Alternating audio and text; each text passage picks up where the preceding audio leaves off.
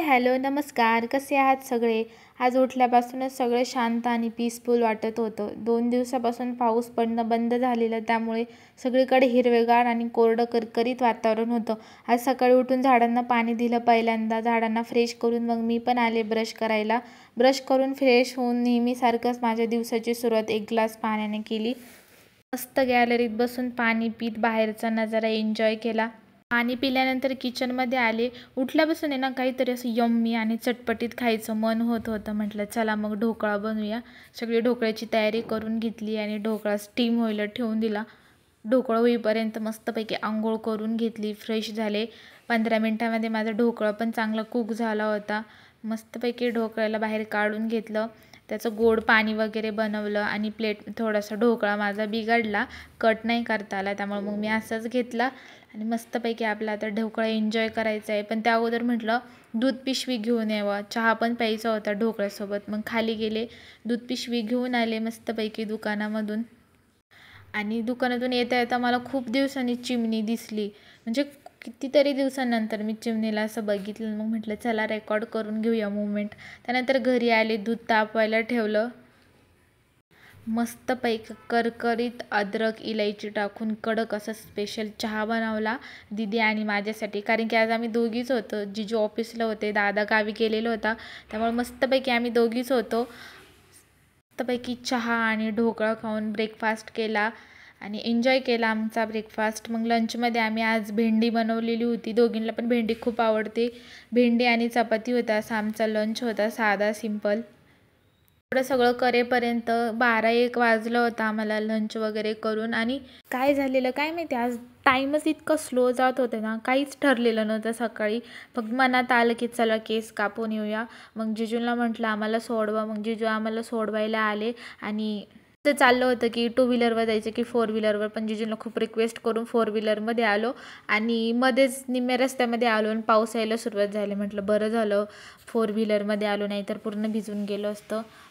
त्यानंतर मग आम्ही पोहोचलो सलूनमध्ये. आम्हाला सलून शोधायला पण खूप वेळ गेला. मग कितीतरी ऑनलाईन बघितलेलं आम्ही इंस्टाग्रामवरती. मग तिथं फर्स्ट टाईमच जात होतो ट्राय करायला. मग कितीतरी वेळानंतर आम्हाला ते सापडलं आणि आतमध्ये गेलो. एकच नंबर हेअरकट केलेला, म्हणजे माझ्या लाईफमधला पहिल्यांदा हेअरकट जो की मला आवडला. याआधी मी केलं होतं, मला अजिबात आवडला नव्हता.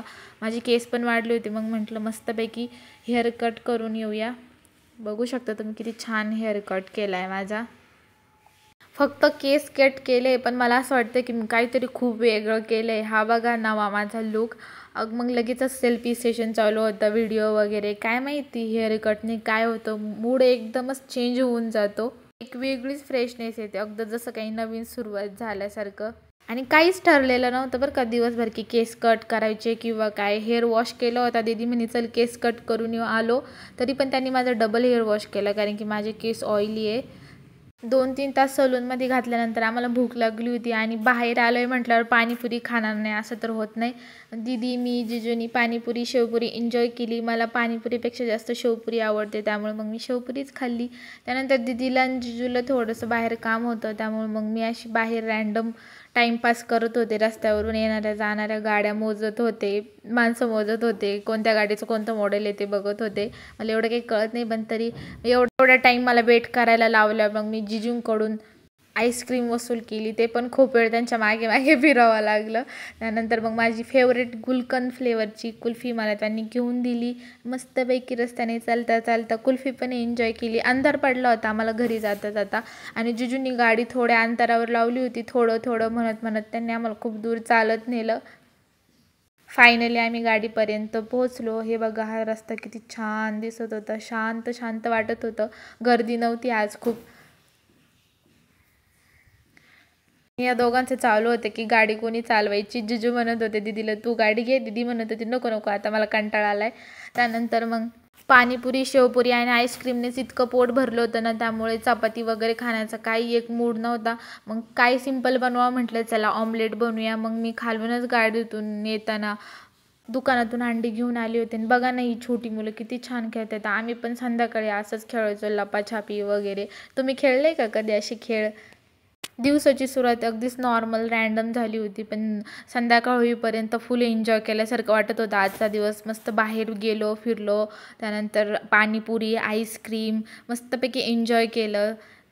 दीदी जिजूला थोडंसं काम होतं, त्यामुळे मीच ऑमलेट बनवायला घेतलं आणि आम्ही खूप सिंपल ऑमलेट खातो. 2 मिरची कट करायची, त्याला तव्यावरती तेलामध्ये फ्राय करायचं आणि मीठ टाकून जे अंड्याचं बॅटर बनवलेलं असतं ते त्यात टाकायचं, झालं आपलं ऑमलेट तयार.